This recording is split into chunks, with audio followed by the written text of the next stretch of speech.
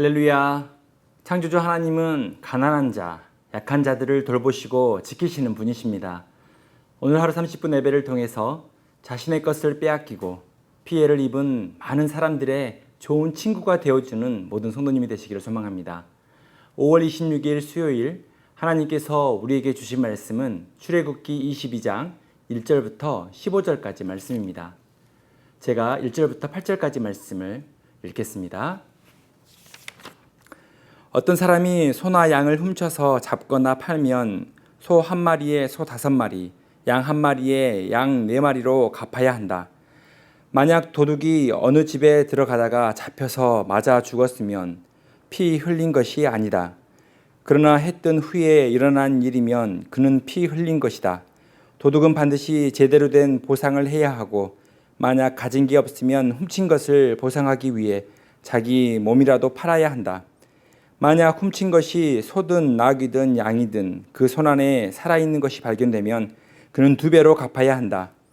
밭이나 포도원에서 가축들이 꼴을 먹다가 남의 밭에 가서 꼴을 먹게 되면 자기 밭이나 포도원의 가장 좋은 곳으로 보상해 주어야 한다.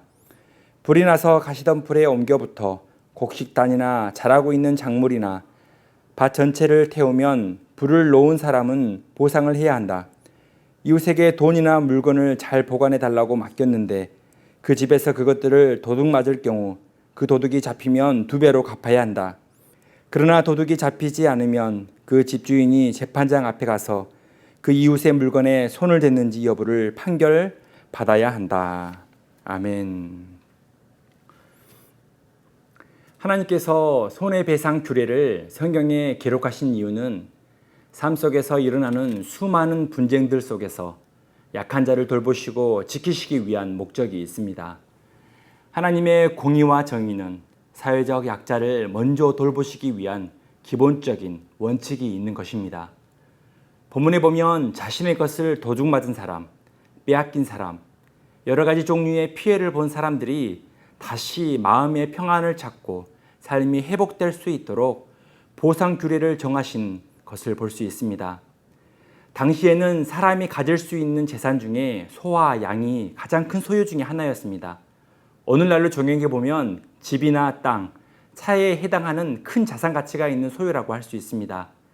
이렇게 자신의 소유에 대한 피해를 본 사람들은 폭력과 힘에 대하여 맞설 수 없는 약자인 경우가 많았습니다. 때문에 하나님은 약한 자들을 지키시기 위해 하나님의 법을 정하신 것입니다. 하나님은 타인의 소유를 고의적으로 도둑질하는 죄는 엄격한 규정으로 배상하라고 말씀하셨습니다. 1절에 어떤 사람이 소나 양을 훔쳐서 잡거나 팔면 소 한 마리에 소 5마리, 양 한 마리에 양 4마리로 갚아야 한다. 소를 도둑질한 경우는 소 한 마리에 5마리, 양을 도둑질한 경우는 양 한 마리에 4마리를 배상해야 했습니다. 또한 보상할 수 없는 소유가 없으면 자기 몸을 팔아서 보상하라고 말씀합니다. 오늘날에도 손해배상을 4배에서 5배의 보상을 한다는 것은 찾아보기 힘든 경우입니다. 그렇다면 하나님은 왜 이렇게 강한 보상법을 만드셨을까요? 이렇게 강한 보상법을 통하여 하나님께서는 사람이 불법적인 방법을 통하여 자신의 소유를 늘리는 도둑질을 미연에 방지하고자 하신 것입니다. 이것은 다른 사람들이 땀 흘려 이루어 놓은 소유를 도둑질하는 행위가 얼마나 큰 범죄인지를 알려주고자 하신 것입니다. 또한 불의한 방법을 통하여 재물 얻고자 하는 자는 그 유혹을 떨쳐버리고 다시는 죄를 짓지 않게 하는 예방 역할을 하게 된 것입니다. 그리고 자신의 소유를 빼앗기고 도둑맞은 약자들이 계속해서 피해를 보지 않도록 이스라엘 공동체에 하나님의 법을 세우신 것입니다. 또한 사람이 부주의로 타인의 소유에 피해를 주게 될 때 그 잘못을 회피하거나 도망치는 일이 없도록 하셨습니다. 반드시 재판장을 세워 불법적인 소유에 대하여 정의롭게 재판하게 하셨습니다. 또한 자신의 소유에 피해를 본 사람들에게 충분한 보상이 이루어지도록 하셨습니다. 6절에 불이 나서 가시던 풀에 옮겨붙어 곡식단이나 자라고 있는 작물이나 밭 전체를 태우면 불을 놓은 사람은 보상을 해야 한다.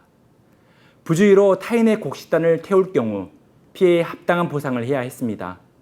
또한 7절에 이웃의 물건을 보관하고 있다가 도둑맞은 경우에 적절한 보상을 해야 합니다. 14절과 같이 이웃에게 빌린 것이 손상되었을 때도 그 가치에 맞는 보상을 해야 하는 것입니다.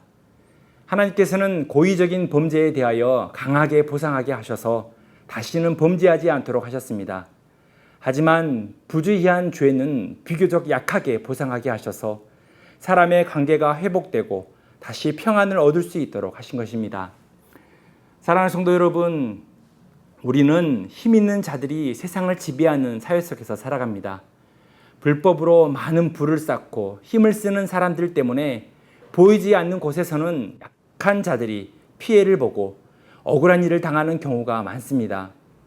우리가 불의한 일을 분별하여 사회적 약자들을 위해 기도하고 그들의 친구가 되어주는 그리스도인이 되기를 소망합니다. 삶 속에서 하나님의 공의와 정의를 실현하기 위해서는 약한 자를 긍휼히 여기며 그들의 편이 되어줘야 합니다. 그래서 신뢰할 수 없는 세상 속에서 서로 믿고 신뢰할 수 있는 공동체를 만들어가는 우리 모든 그리스도인이 되기를 소망합니다. 오늘도 각자에게 주신 삶의 자리에서 약한 자들의 눈물을 닦아주면서 속임이 없고 거짓이 없는 하나님의 나라, 하나님의 공의와 정의를 물같이 흐르게 하는 삶을 만들어 가시는 우리 모든 성도님이 되시길 소망합니다. 함께 기도하겠습니다. 하나님, 가난한 자, 약한 자들의 슬픔과 아픔에 눈물 흘리시며 그들을 돌보시고 지키신 하나님, 우리도 그들의 아픔을 함께 공감하며 그들을 긍휼히 여기며 기도할 수 있는 그리스도인이 되게 하여 주옵소서. 이웃을 배려하고 그들의 슬픔과 아픔에 함께 공감할 때에 우리의 삶이 하나님의 마음을 품고 살아가는 하나님의 나라를 만들어가는 백성들이 되게 하여 주옵소서. 감사하며 예수 그리스도의 이름으로 기도드립니다. 아멘.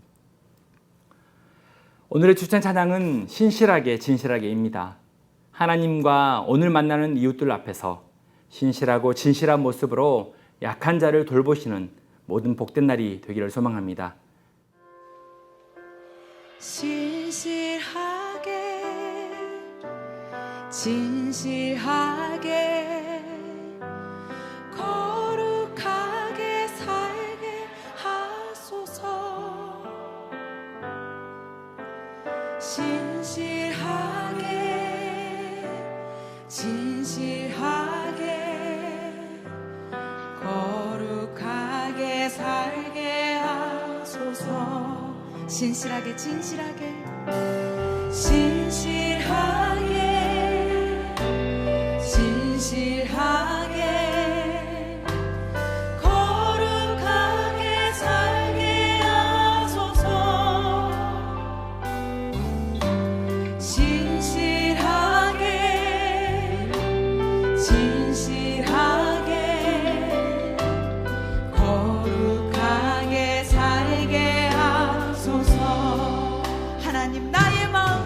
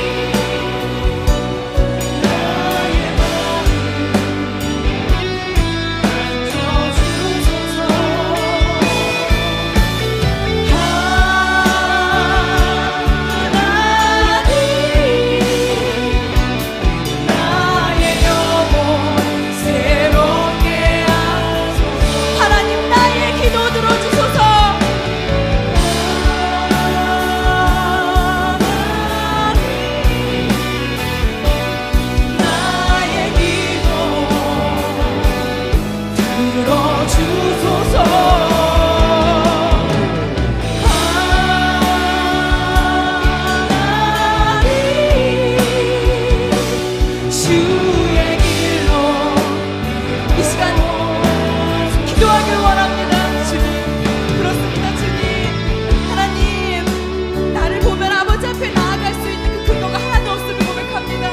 그러나 나를 부르신 주님, 그 거룩하신 주님 앞에 내가 온전히 이 시간 가운데 반응하며 아버지 앞에 나아가게 달라고 기도하며 나아갑시다. 주님,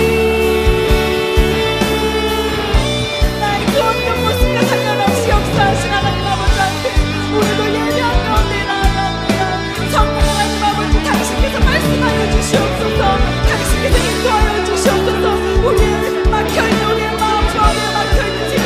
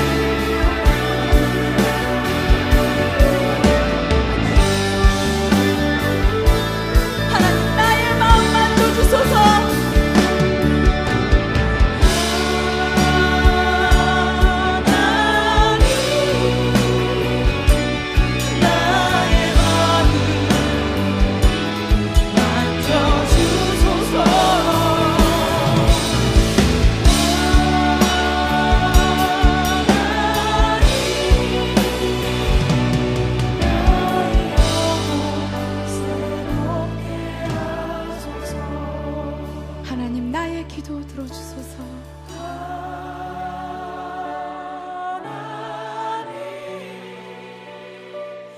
나의 기도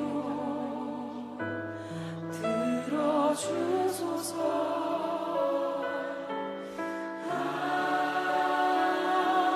하나님,